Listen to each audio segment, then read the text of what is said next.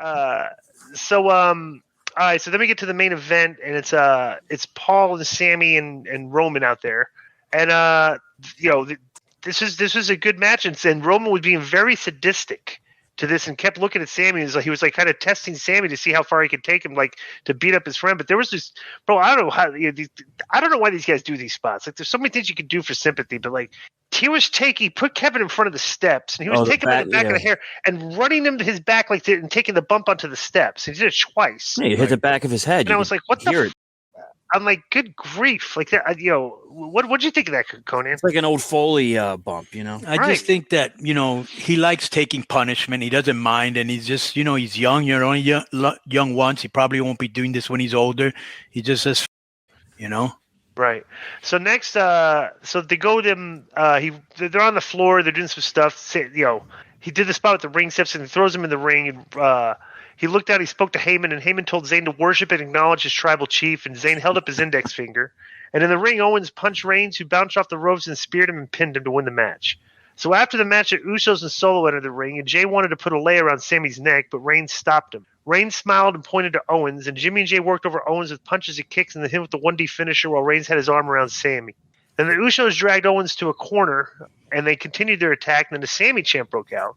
Then the Usos wrapped a chair around the head of Owens and Solo delivered a hip attack to it, and Reigns smiled and looked to Heyman, who handed him a pair of handcuffs. Heyman said he always has two pair and handed Reigns the second pair of handcuffs, which the Usos used to chain Owens to the top rope. Zayn said something to Reigns and then thought better of it, and the Usos took turns super kicking Owens and hit him with double super kicks, and the crowd's continuing to chant for Sammy. Then Reigns jawed at Owens while holding a chair, and Reigns told Owens that he disrespected his brother and tried to hold him back, and they didn't appreciate that. He wanted to hit Owens with the chair, but Sammy stepped in front of him and asked him to stop. Zayn tried to reason with Reigns that he'd done enough and didn't need to do it, and Zayn told Reigns that he's better than this and said Owens is done.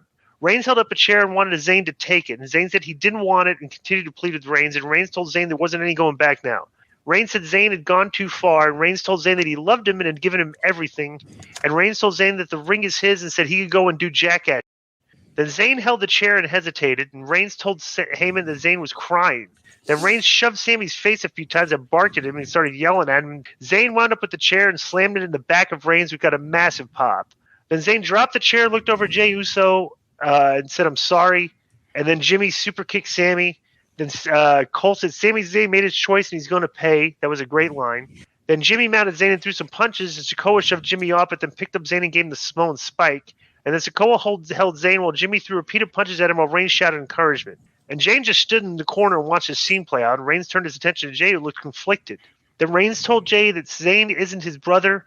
Jay left the ring, was cheered by the crowd. Jay walked to the back while holding his face in his hands, and the rest of the Bloodline watched. And then Jay got emotional as he headed towards the back.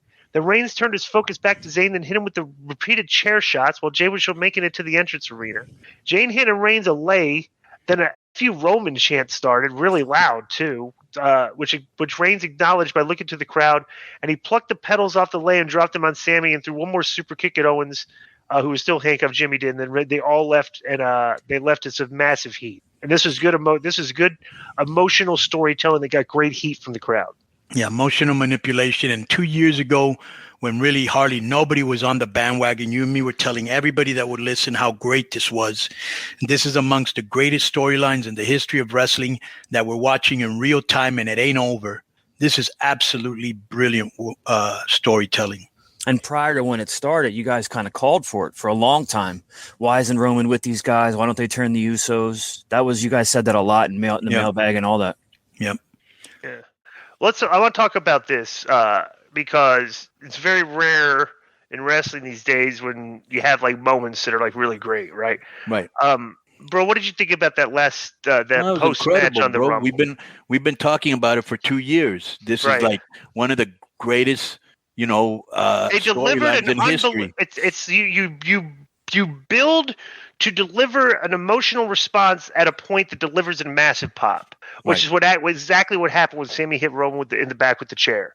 Right. But the thing, the one thing about it is they could have just laid him out and left him laying.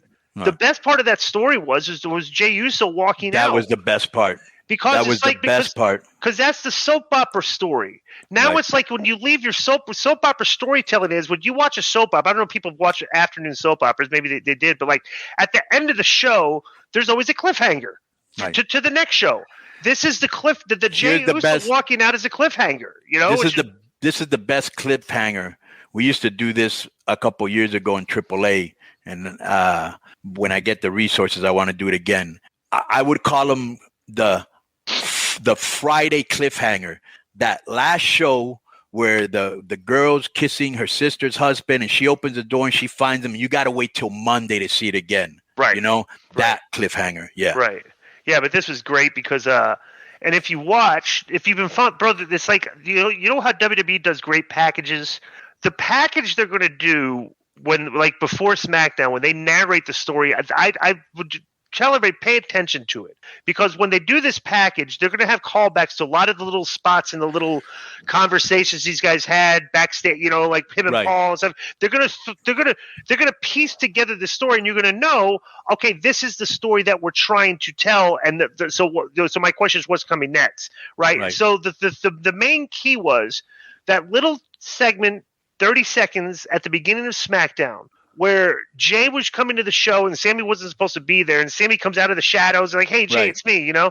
Right. And he was just saying, bro, you know, like, hey, I just really want to thank you for, you know, what you did for me on, you know, last week with the trial or money with the trial.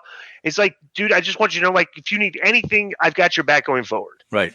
Right. So it's like, you know, Sammy tells Jey Uso this, and here they are destroying the guys. Like, for Jey Uso, what would your character do there? And not only that, if you remember in the show, Jey Uso called them back and asked him for a favor.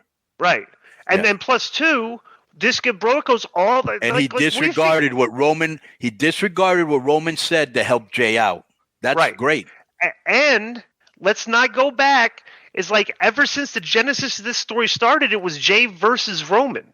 Right. And Roman abusing Jey and him having to basically acknowledge him as a tribal chief and, you know, and stuff like that. But like, bro, this is a 3-year story of like the relationship between Roman and Jey Uso, too, you know. So which is that's why it's so great, you know, which is why the little minute and a half segments that you do when you build characters and tell stories like mean so much more than, hey, I got an issue with you, you got an issue with me. Okay, let's settle in the ring on Friday on Rampage, and that gets you nowhere.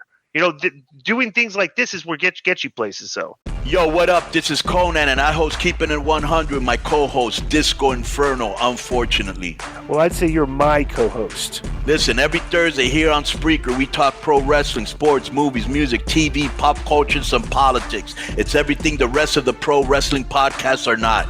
Tune in to hear myself, the superior one, educate and inform. Tune in to hear me bury Disco. That's very disrespectful. Join us every Thursday on Spreaker and keep it 100. Boom!